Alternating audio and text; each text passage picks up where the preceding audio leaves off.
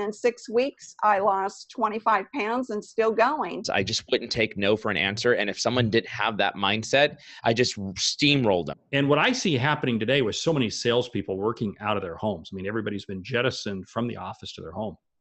This limiting mindset becomes a huge critical problem, major problem. So I think we have to figure out some ways to help salespeople get the mindset to drive what they need. Then I rolled out your peak performance mindset workshop with this client in April, and in 2 months, their sales spiked 28 to 30%. If we think about the brain as a computer, then the mindset would be the operating system. And some people still work on DOS, others work on Windows 10, and others work on Mac. So everybody has a different mindset. What drives the mindset is the belief system, because the belief system are like the applications in the computer. So a lot of salespeople have what I call self-limiting beliefs. And I have a visual, essentially salespeople want to go from here, you want to go to there. And if you have limiting beliefs, then you're blocking yourself from achieving your true potential. And a lot of salespeople have big goals. They want to make their quota, and their belief system is down here. So the belief system is something that stands in the way, because a lot of sales managers think if they change behavior, then they get better results. But behavior change doesn't work. What changes is belief system changes, because the belief creates the behavior. And by changing the belief, you change the behavior and you change the results. Does it make sense? Yeah, I feel like the mindset is what is driving your attitude and your performance. And so if that belief isn't there, your attitude and your performance cannot be there either. So I think we have to figure out some ways to help salespeople get the mindset to drive what they need. Well, it makes sense, and I want to go back to what Mario said earlier. What's very important is to be aware that we have what we call the inner CEO. And the inner CEO is sort of the prefrontal cortex, that's that region of the brain that allows us to observe ourselves and to think about what we think about. We can engage, for example, in positive thinking. And Mario brought up something earlier, that we all experience a lot of self-talk, and 80% of the self-talk is negative. And there's a study about that from NIH that says that we experience about 60,000 thoughts a day, and that interferes with us being in the present moment. So Mario, you are an entrepreneur. You lead a company of 6 people that you've just formed, and you work very hard to keep all the moving parts together and create customer value. How do you keep your mind focused on the present moment when you talk with a customer or with a partner?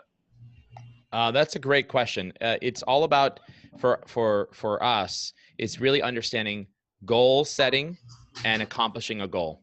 And so we think about, we have a hashtag that we use internally, is hashtag the road to 30 million.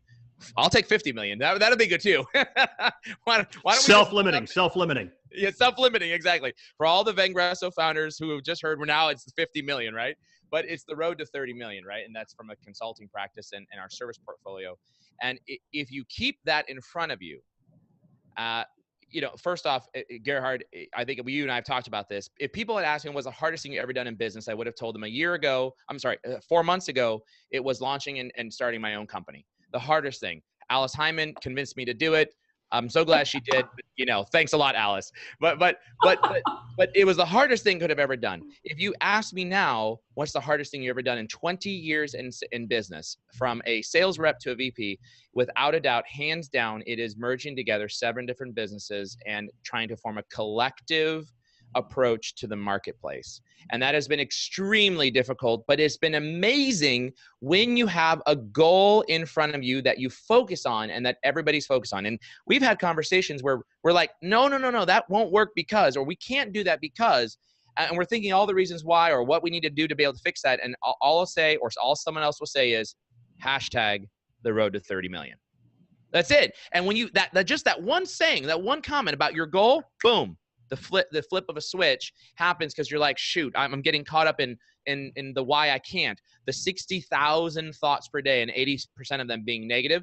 That's where you've got to pull that out and throw that away and start filling in the Thank you. Let's go to Christine. She just joined us. Tell us about your experience with mindset. You have become a peak performance mindset trainer about a year ago. Tell us how you discovered us and how you relate to the mindset. Well, Gerhard, I've been following you, of course. That's how I found out about it.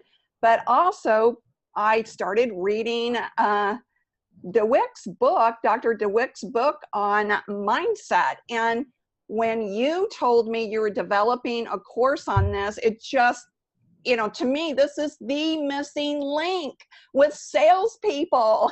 I see it across the board in my coaching. And for me personally, since I have been using the mindset that I teach through the workshops that you've developed, I've lost 25 pounds and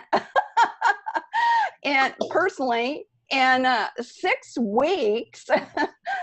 And I have seen such unbelievable improvements in my coaching clients by first starting them out with peak performance mindset workshops.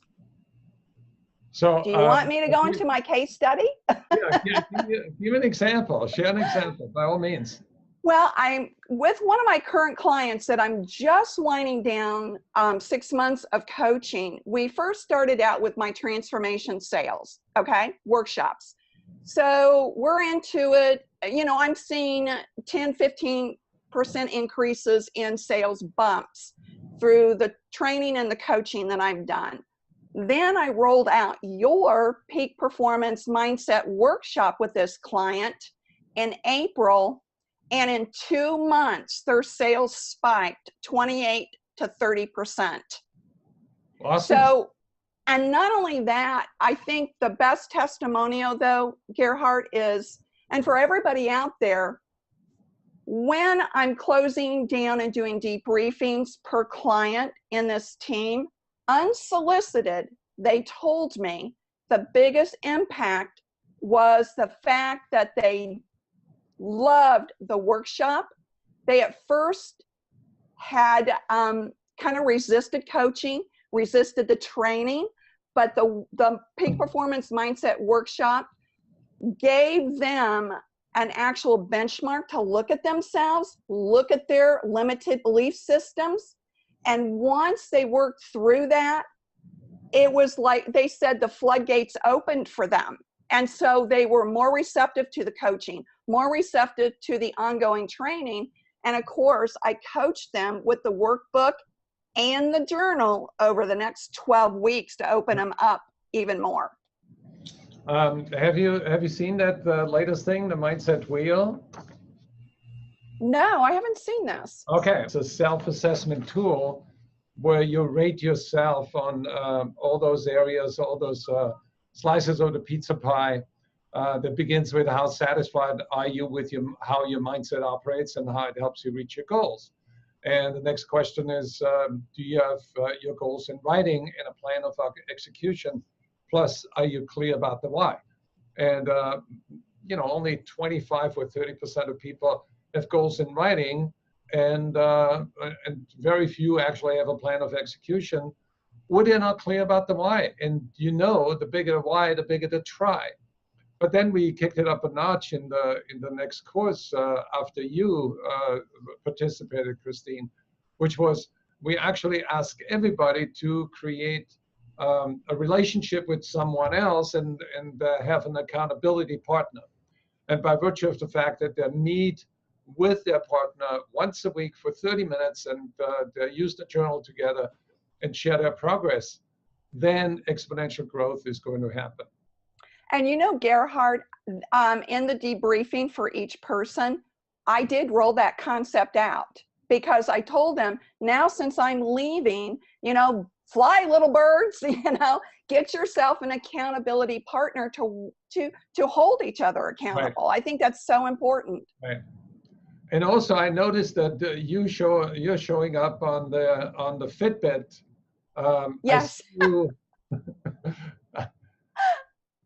And you get more exercise because you're accountable now, because I can see you. Yeah, well, my goal is to beat you one day, Gerhard, on Fitbit. So, Mark, thank you, Christine. Mark, let's go back to you. When you were a performer, you go on stage, and do you ever have butterflies? Do you ever feel that that negative self-talk that may kick in before you go on stage? You know what? Not anymore at all. It now is just a matter of how high are we going to fly. You know, so the negative talk is this going to go good or is this going to be a home run? You know, it's interesting. Coming up at the Sales 3.0 event, I'm the last speaker up on the second day. Right. So, you know, I mean, you've got me in a slot that I've got to hit the ball out of the ballpark. Does it have me already thinking that? Yeah, that does. Yeah, that does. So it does. I think, Christine, you hit on something there. And I'd be curious, Christine, for you to share. When did people see the light bulb? When did people? Because I know in my own career, you're operating at a level, then the light bulb kicks in. You move to the next level. Light bulb kicks in. You go to the next level. You go to the. When did you see the light bulb kick in for your people you were coaching? When they started using the peak performance mindset workbooks. That's where all of a sudden it clicked with them, because the workbooks take you through different exercises every single day. So, you know, the groundbreaking, I would say that the shift started with the workshop, but then it progressed through the workbooks each week. Describe one of those individual things, because what you're describing is a lot of self accountability. But why do people choose self? Because I mean, wow, I got to be a peak performer. Okay, I can go out and do it. But this workbook, this process, challenge them to be self-accountable. What was that lock-in point that made them self-accountable? Well, let me say this, and I'm sure you all have noticed this too. A lot of times, salespeople will be trained a sales method that they learned 20 years ago, and they just repeat it year after year after year. They don't grow, they don't expand, they don't learn. So what the workbook did was make them think about, okay, for example, there was an exercise, black or white. Are you a black or white thinker? It challenged them to look at their beliefs, which made them realize, gee, I've never thought about this stuff before. So it's not only personal growth, but it elevates their self-awareness. And that's where I think it's really key. They start examining now what they're doing, how they're thinking, and how their beliefs set them up for failure sometimes. I got to put you on the spot one more time, Christine. Sure. When they go through that process, they see they see themselves totally different. But as a result, they look at people differently. How many of them shared with you there's somebody they had to get out of their life, or somebody they had to get in their life? Well, and you know, the interesting thing about that, Mark, by the way, I love your book. Thank you. The interesting about that is they were not consciously aware that people were planting negative seeds all around them, not only in their personal life, but what was going on in the office environment as well. Yeah. Well, that's true, Mark. Remember last week we had somebody call in and said that he had a toxic relationship with someone in the family. Yeah. How do you guard against that, and how do you maintain your sanity in an environment that's pretty chaotic, and where somebody is emotionally littering and you want to have a clean mind. You want to have a clear mind. And, you know, to follow up on that story, that person wrote me back afterwards. I believe they sent it to you also, that our conversation really helped them really reposition that entire relationship. And Right. later on that week, the person was in another town and hit an absolute home run in a program, in a presentation that they had to do. So, yeah, I mean, when we change the mindset, it's amazing what happens. So I have a question for you all, and I'd jump in when you think you have a good answer. A number of people ask me, what are the metrics around the mindset? How do you know that you are hitting that home run? Or how do you know that you are getting better? Or how does a sales manager know that my people are doing better because of the mindset training, of the mindset shifts that people have made? Alice? Yeah, I think it becomes really obvious because people show up in a different way. So they may come to work every day and you notice certain things about them, but you will notice a change. Whenever I work with my teams on mindset, they are happier. They're better communicators. They're more aware of how they make other people feel. They're more aware of others than themselves a lot of times. So there's some obvious changes that you can see. And also they approach their sale differently. So whatever training you're also giving them, you know, on how to approach a sale differently, which won't work until their mindset changes. Once their mindset starts to change, you see them really taking a different approach and being much more customer focused. That's what I've noticed. So that what you're saying is that as insight and awareness goes up, then empathy goes up, and they're more fully present in the Yes. moment. Yes, absolutely. And the customers can notice the change as well, because when a salesperson stops being all about themselves and their product and their service and really does start focusing on the customer, then that customer feels a difference and reacts differently as well. So of course, in the end, it's sales. We want more deals. We want to close more deals, but they will close. And it's amazing how much further along the salespeople can move something that's been stalled once they have this mindset shift. Right.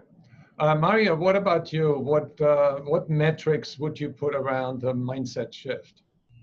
So for me, I think, especially coming from a former sales background, sales leadership background, and even now internally with growing our own company, there's something that you said in the growth mindset training that really, really, really stuck with me. And it's the difference between someone with a fixed mindset versus a growth mindset. And the fixed mindset individual looks at a situation and talks about the situation, where someone with a growth mindset looks for the solutions, and they're talking about the solutions to a situation. And those are two different types of approaches to just the way we think.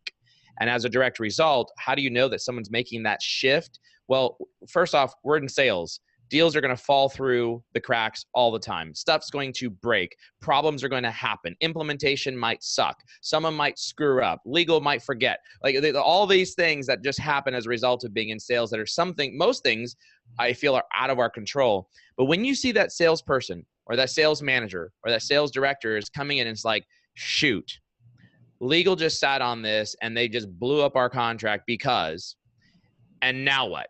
That's the fixed mindset.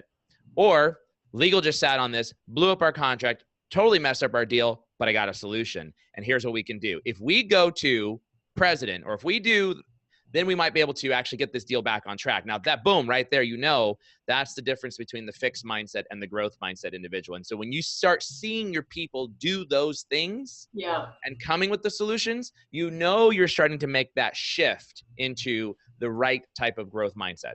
That's a good point, Mario. And I think you can actually hear the mindset shift in, like what you were saying. They stop talking about what they can't do, and they start talking about what they can do. And when you hear that language shift, that's when you really know. Yeah, and of course, sometimes with salespeople, they come up with some really great solutions, and you're like, no, we can't do that. No. Right. but that's a different issue. That's not a growth mindset. but right. I think we have a number of people that actually want to join the conversation with questions. So Why don't we promote Carole Malone to a panelist? Hi, this is like one of my favorite topics. And I totally, Christine, understand what you're saying when you see that shift in people that you're coaching. And this is where we start. We start with goals, and we start with what's going to motivate you and drive you to change. And more often than not, it comes down to, do you have the positive attitude in order to do that? The biggest questions I hear, well, are metrics, obviously, but from salespeople, it's how do I start changing what I'm thinking? And first, it's that awareness of what are the negative thoughts that are actually coming in. And then once they recognize them, the next challenge is, okay, now what do I need to do to change it? And a lot of times it's simple things like meditation, walking, yoga, breathing exercises. You know, I have actually taught some how like Navy SEALs will breathe in for 4 seconds, hold it for 4 seconds and out, just so that they can take that second to calm their mind down and think clearly. So this is awesome. Carole, that brings me to a video that I watched of competitive surfers. They do exactly what you described, what the Navy SEALs are doing. When you're in a dangerous situation, you know, like a big wave is about to crash, and you know you're going to dive in the washing machine, and then your adrenaline goes up because you have that fear and reflex, and that's when the body consumes more oxygen. But they learn how to calm themselves down consciously and totally relax like a cat and fall. And they can keep their breath for 2 minutes or 3 minutes and even 4 minutes. So they're safe. But if they go the opposite route, when they tense up, and then they're in danger and they can drown. I have a quick question, actually, and anyone for to answer. What are some of the ways that you've actually helped salespeople to tie this mindset and application to the sales conversations that they're having, or even that they're about to have, like if you're going to practice simulations and role plays with them? Well, one way to do it is to talk, let's say a sales manager talks to a salesperson, and the salesperson says, you know, prospecting sucks. So you, very typical, you can use the sort of the discovery methodology, which is how is that belief helping you reach your goal? And the answer is not going to help me. Right. So then the next question would be, what are the consequences of staying with that belief system? And they're going to say, well, I'm not going to reach my goals, and because it's the belief system that stands in the way, that negative belief system that prevents them from getting where they want to go. So then the next question is to help them uncover another way to think about it. So is there another way to think about prospecting? And give them time. Don't tell them what to do, because behavior modification is not going to work in that case. And if they think about it, then they say, well, this is critical to my business. My business depends on me going out prospecting. So perhaps I can think about it in another way. Instead of me thinking that I'm interrupting people at work with my phone call, I can say, well, there are a lot of people out there that need a solution to the problem that I can help them solve. So by reframing the belief and changing it from self-limiting to self-empowering and self-liberating, they're going to break through and they'll reach their goal. Can I add to that, Gerhard? Yes. When they understand their mindset, they can then understand the buyer's mindset too. Right. Without that, they're blocked. Right. Because there is a sales methodology called belief-based selling. So if you uncover the buyer's beliefs about your solution, then you can help them change the beliefs and lead them to a better solution. Alice, I think I want to remind you of a conversation you and I had about 2 years ago, where you wanted to break through. You wanted to do better than what you thought you could do.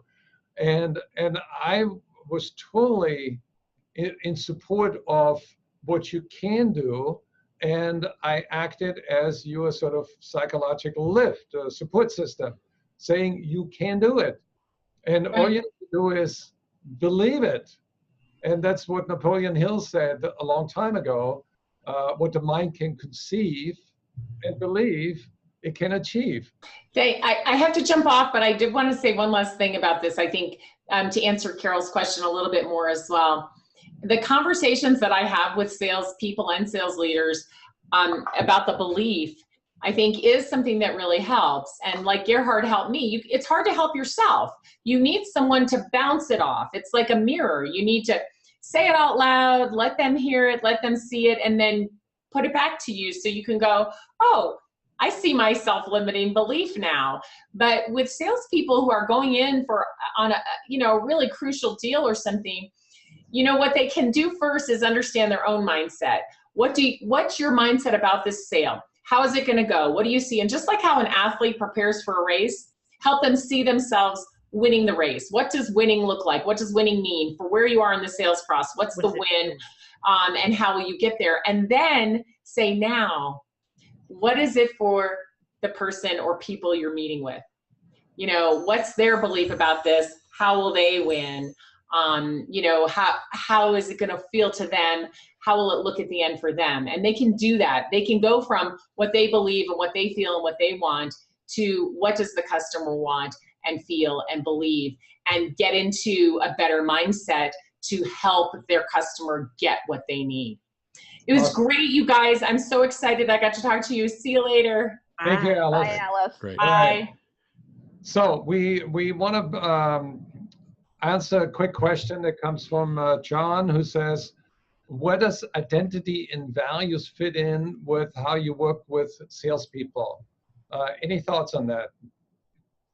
I actually had a question. Well, not even a question, but an example of this in relation to the question was a lot of the beliefs that we're working with salespeople on are usually around money, like how much money is too much money?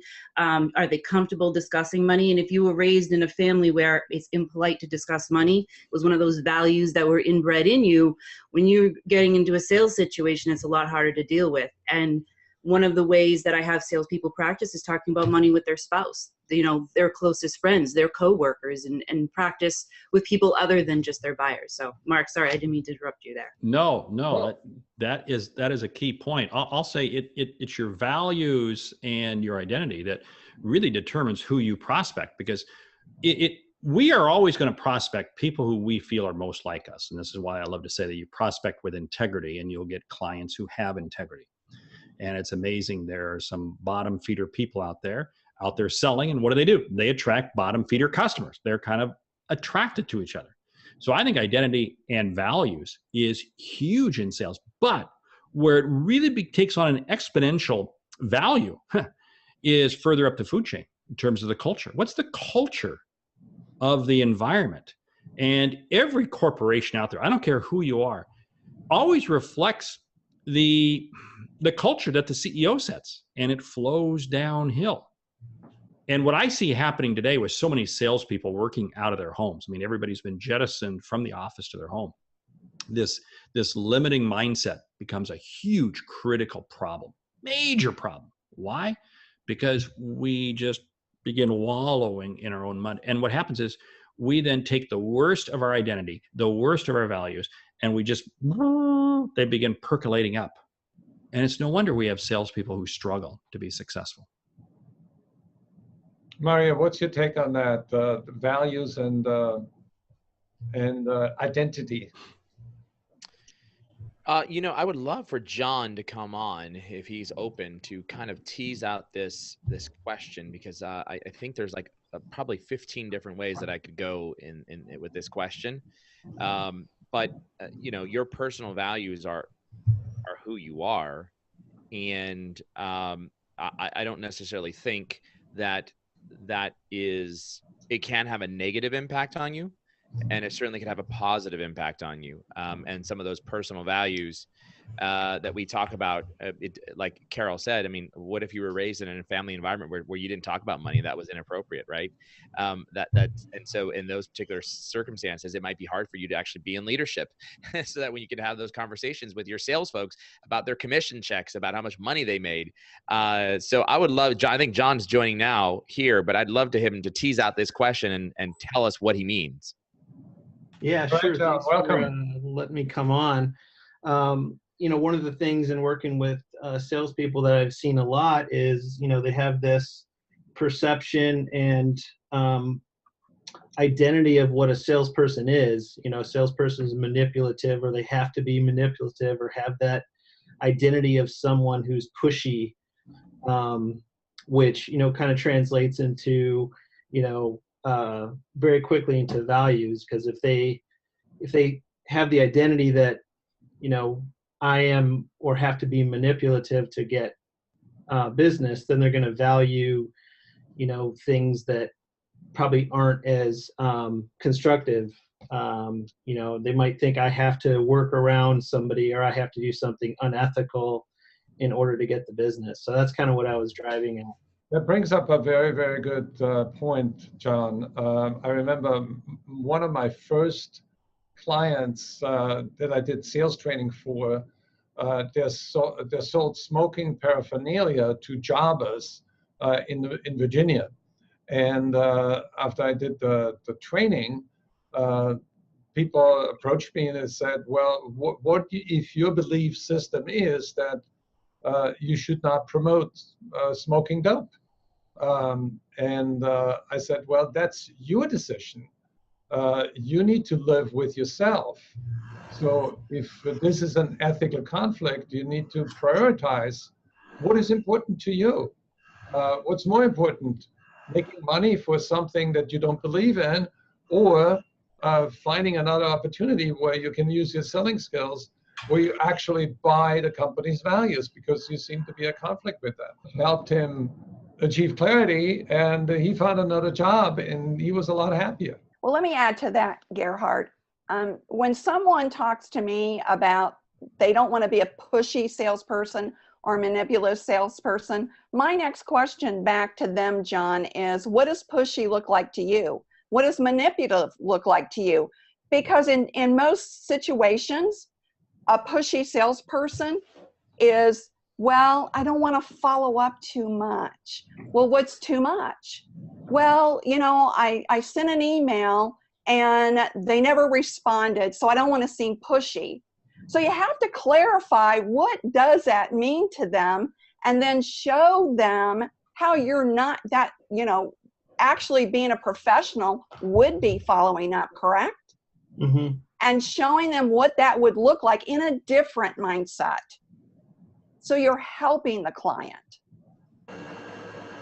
Yeah, I think that's great. You know, what I was getting at as well is, you know, I think even at the belief level, you know, sometimes it isn't enough. You know, it's not completely pulling the weed out by all the roots.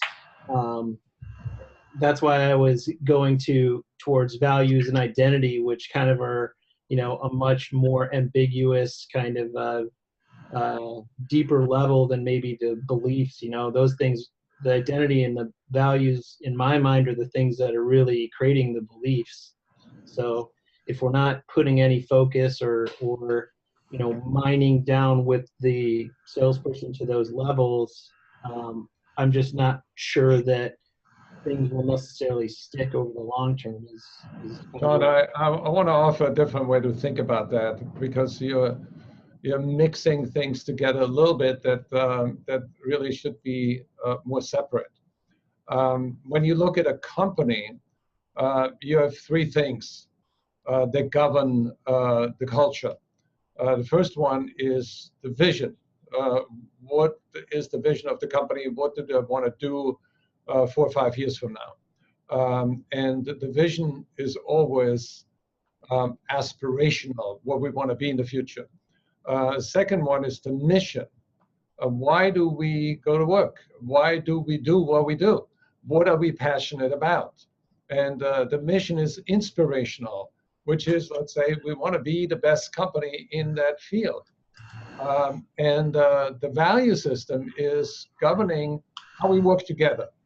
And it's very similar to a person.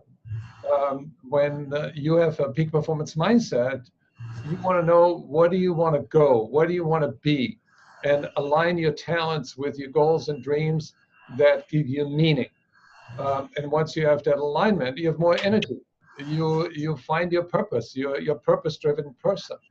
But then you also can talk about the other parts that come into that mindset, which is not just meaning, but also character, the spiritual self, and identity has many forms.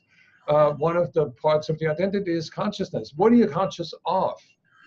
Do you have a higher level of consciousness when you look at a situation, when you look at other people? What do you actually perceive? What is your level, your span of awareness? How much do you actually see? How much do you actually recognize, and how much goes over your head?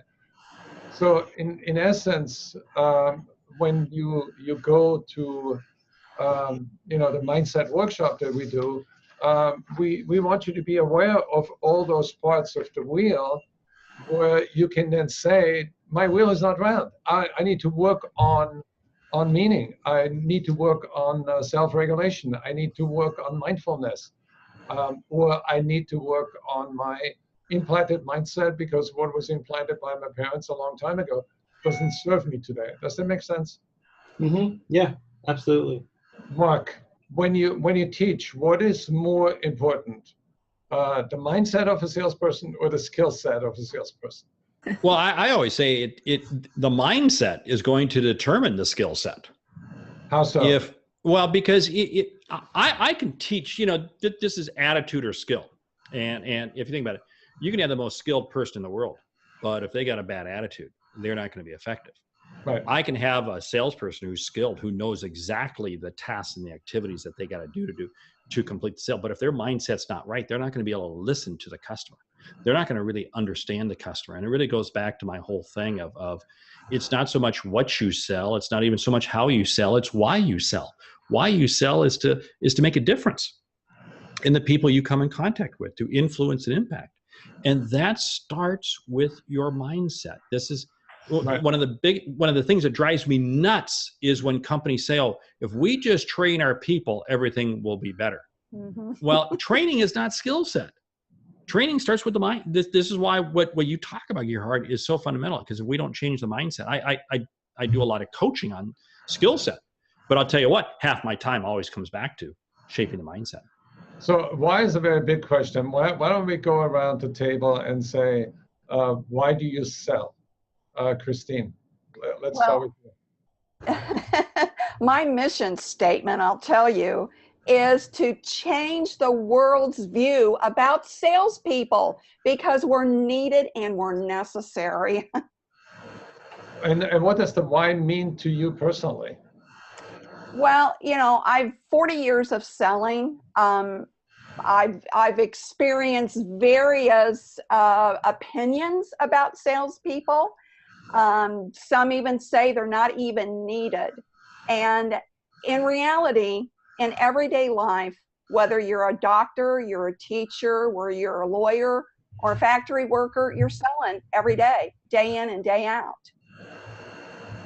So Mario, if we master sales, we master life. Right. Totally agree. Mario, what's your answer? The reason why I sell, or I'm in sales, there's that saying, the bigger the why, the bigger the try.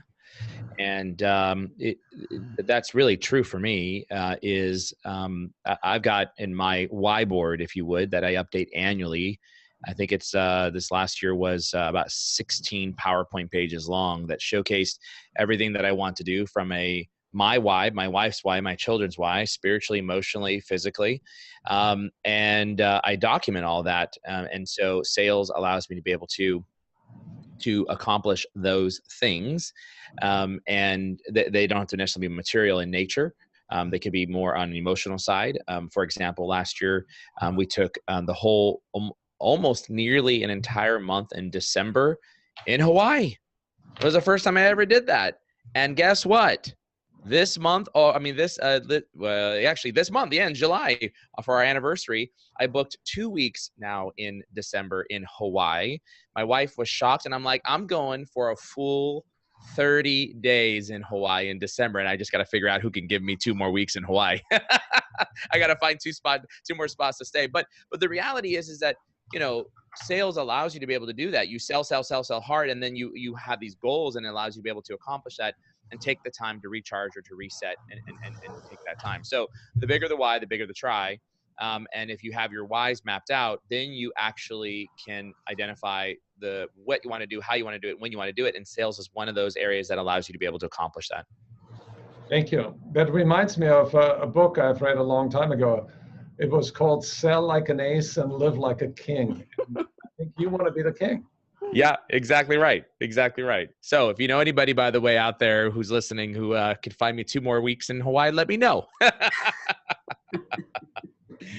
So Carole, what about you? Why do you sell? My, I guess, vision is similar to Christine's. I would love in the next 10 years to see sales be as respected as being a doctor, that it has that kind of level of respect. Why? I mean, I have 2 sons. They're entering the job market. One was told that he would be a great salesperson and he cringed. But I believe salespeople are the connection between a problem and a solution. And salespeople, and this kind of goes down to the values, salespeople who have integrity, who are other focused, who approach buyers in a way that even they would want to be approached. I think that's the reason and mission for me. Awesome. Thank you. Mark. You know, we are the research and development department for business. If you really stop and think about it, that's what sales do. That, Carole, that's exactly what you were saying. I mean, we are. My whole reason why I sell is to influence and impact people, to allow them to see and achieve what they didn't think was possible. That's both what I want salespeople to do, and it's what I strive to do every day. Because there's so many underperforming salespeople out there because they're held back by their own limiting belief. And if I can influence and impact you positively, help you see and achieve, then you in turn will be able to help somebody else. Carole and Christine both made this comment, very critical. We want to elevate the role of sales. And I get excited when I look around at the universities around the country. Go back 15 years ago, nobody offered a degree in sales. Today, there's probably 20 or 25 schools that offer, maybe even 30 or 40 now. You know, it was DePaul was one of the first one, now Notre Dame, Baylor. We got a number of good sales schools. What is that telling me? And what's that telling us? That says that sales is moving up the food chain. And yeah, to be able to have sales be as revered as a doctor, yeah, spot on with that. I love it. Well, there are actually 96 universities that teach sales as a profession, and some of them have 2-year degrees. But I think it's an amazing thing that wow, the sales profession becomes more respected in the marketplace. And I have only one word to describe the why for me, because I think it's fun. You're not having fun, you're doing it wrong. That's right. Hey, you know what? If what you're doing is not fun, why are you doing it? Yeah. Why doing it? Right. Yeah. So let's go back to the mindset. Let's go around the table, and I'd like to know from everybody, what was the last thing that you have changed in your mindset? When have you made a mindset shift that made a difference? I think Christine already answered the question, but yeah. I want to hear more stories. Well, Gerhard, for me, it was for 10 years I had been trying to lose weight. And I thought, okay, you know, I am teaching these workshops, I'm coaching out of the workbooks, I'm going to do this with my clients. I'm going to practice what I preach and apply it to my weight loss efforts. And that's what I did. And in 6 weeks, I lost 25 pounds and still going. You have challenged me, Gerhard, on Fitbit. But what it does is it opens up you to really examine where you're stuck, where you're blocked. And you don't need to be. You just don't need to be. And so it helps to elevate that self-awareness and move forward. That's awesome. Takes a lot of courage to look at yourself, doesn't it? Mm-hmm. Yeah. Mark. You know, you kind of stumped me. You stumped me with that question because I'm constantly throwing stuff overboard. I look at how I do my business today versus how I did 5 years ago, 10 years ago. 5 years ago, I used to try to control everything. Now I try to control as little as possible. The less I control, the more flexible I can be, the faster I can move. One of the other big mindsets I've changed is there's no dog out there that I can't go after, period. And I think this is one of the things that so many times salespeople, well, I just can't quite reach out to them. I just can't quite reach. No, there's nobody out there. There's nobody that you can't. I had a salesperson call me today, and they said, you know what? I've been scared to call you for 6 months. Whoa, wait a minute. Why is that? But you know what? And it's helping. Again, I'm going to switch it around here. It's the more we can help people to see that anything is possible. Anything. If you can think it, we can do it. There is nothing holding us back.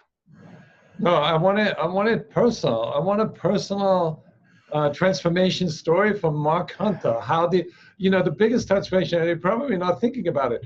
You were a sales leader. Yeah. And you made a tremendous change to becoming an entrepreneur, which is so scary to everybody. So talk to us about that. You know what? It wasn't scary because I viewed my world. Years ago, I heard Tom Peters say this. He says, you know what? We're all going to get fired. So you might as well work your job as if you're going to get fired. And I hate to say it, but that's the way I took my role at corporate America I was going to get fired. And so going over to the entrepreneurial mindset wasn't as big of a challenge for me as I thought, because I give Tom Peters credit. He's the one who said, look, everybody's going to get fired sooner or later. And yeah, I had a very good position, and I just about got fired a few times. And if it wasn't because of a few other key people and a few senior positions that saved my, maybe I should have been fired. Doggone it, I would have had a package. Doggone it, I blew it. Well, I think you took some very good advice, and today's economy is a little bit different than when Tom Peters wrote the book In Search for Excellence, where he wrote about that. Yep. And today you have the risk of getting disrupted, where your company gets disrupted, and the lifespan of companies. I just read a study by Capgemini where they say that in the next 10 years, half of the incumbent companies, the leading companies that are on the Fortune 500 list, half of them will be gone in 10 to 15 years. Great comment today by the CEO of McDonald's Corporation. Think about it, McDonald's. There's that's been around 60, 65 years or something like that. The CEO said today, you're either going to be disrupted or you will be a disruptor. Now, right. For a CEO of a very stable company, a very historically fixed company to say that, whoa, this is not your father's Buick. That's right. What about John? John, can you chime in and share a personal transformation story of how you shifted your mindset? Yeah, I look at sales as, really a personal growth pathway. All the emotions and things you have to deal with in order to, be successful and overcome things, objections and pressure. And, to me, it can be its own spiritual path, just being in sales. And that's kind of been my experience now. I spent a lot of years in sales, and now, running my own coaching and consulting business. Mindset to me is everything. And I spent a lot of years as a corporate trainer and leading training departments. And we spent a lot of money on skills and tools. And I just don't really know what the return on the investment for those initiatives really were. And I think the smart companies are the ones that are going to start embracing this idea of mindset. I think a lot of it's how you frame it when you work with a company, when you're talking about mindset, because some people can, get scared of, anything that kind of seems too personal or soft skill-like. But I agree with a lot of what the lady said. I think it's the future, and I think the sales profession is going to be elevated in the future because of all of the different skills from not only, knowledge, but so intellectual intelligence, emotional intelligence, those things, the blend of having to have all those skills, I mean, is really unique compared to a lot of other types of professions out there. Well, I want to add something to it because you strike me as someone who believes in personal growth, and you know it's evident that when you grow your mindset, you're going to be much better off than when you grow your skill set, because the mindset drives the skill set. But there's another challenge that we are not addressing, which is the technology that we get exposed to, with overabundance of information and content being driven, people getting addicted to social media, and people getting addicted to games, and people getting attracted by trivia, by fake news, by YouTube videos, by binge watching TV. And people need to remind themselves that computers and technology pushes us towards becoming a human doing. And we need to remind ourselves we are not human doings, we're human beings. And we need to grow as a person. As technology gets better, people need to get better. And the best way to get better is with your mindset. One of the things that concerns me, Gerhard, about all of this AI platform technology that's expanding out there, which there's a lot of value in that, but the salespeople I talk to, they think it's their way to hide again. Right. That's true. That's so true. You got to get in front of the client. You got to get in front of the buyer. And that's my concern moving forward with technology is that going to be used as another excuse? And that's why mindset training is so important. Carole, you want to add to that? Well, I was actually going to share one of my recent mindset tweaks, and and I'm someone who coaches people on a daily basis on mindset. And it's funny how sometimes one small tweak in a mindset will have a domino effect in others. I grew up in a family of entrepreneurs, and my grandfather was the kind of entrepreneur where, he had if you ever go into the Boston area and you see all the wrought iron work done on the colleges, that's the kind of work that he did running his own business. He worked with his hands. He was a carpenter. He believed in getting paid for producing something. He would be rolling in his grave right now if he knew I got paid to talk.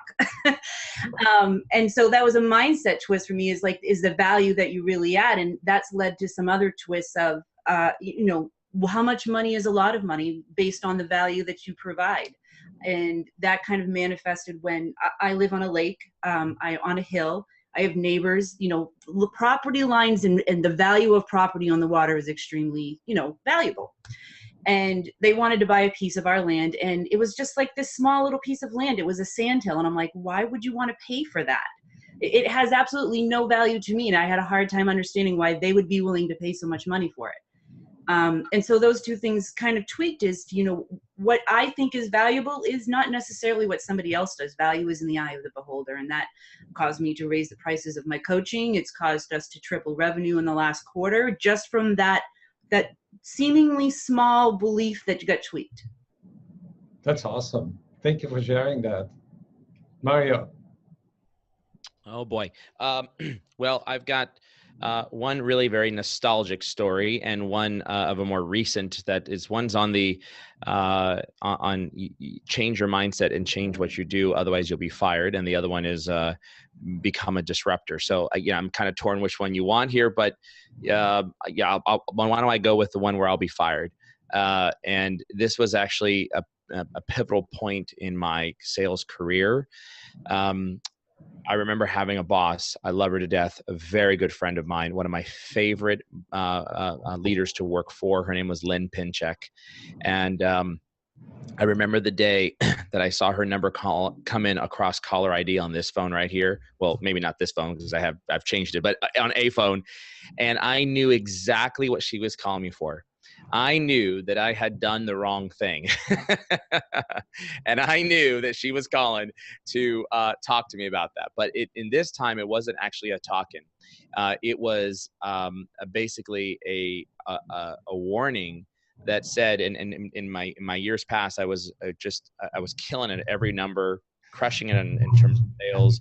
My customers loved me as a customer advocate for them. We'd get things done, but I was a bear and a beast to deal with internally. And individuals really had a difficult time because I just wouldn't take no for an answer. And if someone didn't have that mindset, I just steamrolled them, right? It's like, there wasn't even like an easy way to ease into them. It was a steamroll. Like, if you say no, I'm going to your boss. If your boss says no, I'm going to his boss. And I don't care if I go to the president, I'll go to the president. That's what I used to do, right? And we would get deals done. We closed multi-million-dollar deals when everybody said it couldn't be done. But this time, it had happened one too many times. And I remember Lynn called me and she said, so I need to talk to you, and I don't want to hear what you have to say. You have to listen to what I say. And she proceeded to talk to me, and she said, listen, I don't care how great of a salesperson you are. I don't care how many letters of recommendations you get from global CIOs of Fortune 10 companies. I don't care. I don't want to hear anymore that you've steamrolled, that you've used you've just rolled over somebody, that you went over their head, that you told them they were incompetent or whatever it was. Because the problem is that you're having is if you figured out to masterfully sell externally, but you haven't figured out how to masterfully sell internally. And we've been working on this for years. And then she said this. She said, I've taken one too many calls now from human resources. And the fact that I keep protecting you now calls into question my character as a leader. And that was a big revelation for me. Like, that was an eye opener where I had to just like think through, like, man, she protected me for many, many years from across, from all kinds of different folks and people, crying to HR and really being upset. And by the way, it was all bad. And so, but the thing about it is I recognized that at that moment in time that one, I needed to change, but two, that what I did was a reflection upon those that were leading me. And I didn't quite really get that for some reason. But then I got it very clearly when she said, I'm telling you now, and I'm telling you this for the very last time, and you need to hear me loud and clear. If I ever get a call again from human resources, I will fire your A. And she said, I want to repeat what I just said, because I want to make sure you hear me. And then I'm going to ask you if you heard me. And I don't care if you didn't hear me, because I'm telling you, I'm going to fire you. So we had a very, very interesting conversation. If you knew Lynn Pinchek, this is not the type of woman that she was. I mean, this is not the conversation that you would have with Lynn, right? So that was, to me, was a pivotal point in my sales career that I was doing such a banner job externally, but I really didn't figure out how to actually bring all my counterparts together and bring them along with me to help me sell and close and or deliver the solution that we needed. And that's where you really start to figure out that, wait a minute, if I can marry the two worlds together, the external, the internal, I could be not only an amazing salesperson, but I could also be an amazing leader. And that will help me grow bigger revenues. And sure enough, once that clicked, then, management opportunities started flowing in. So that was my story. It's a beautiful story. And I want to read a couple of comments that people are writing. John writes, I bought into this social selling wave, neglected cold calling in favor of Facebook and LinkedIn.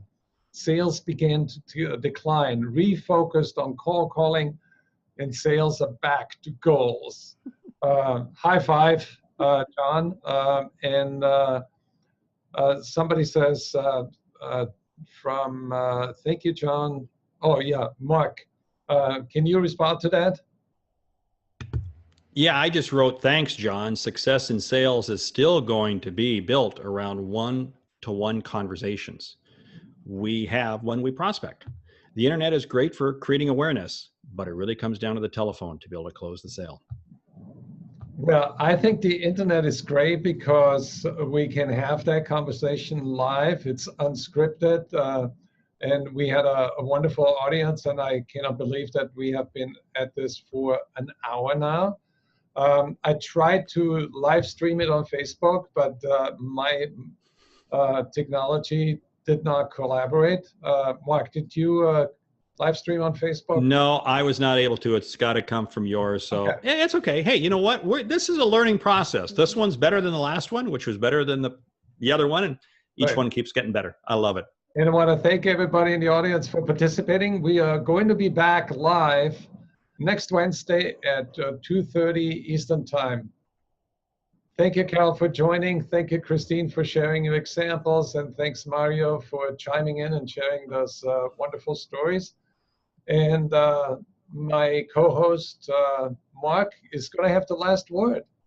Hey, you know what? This is what it's all about. Sales is about collaborating. It's about discussion. And that's how we all achieve a different mindset that's going to get us to a higher level.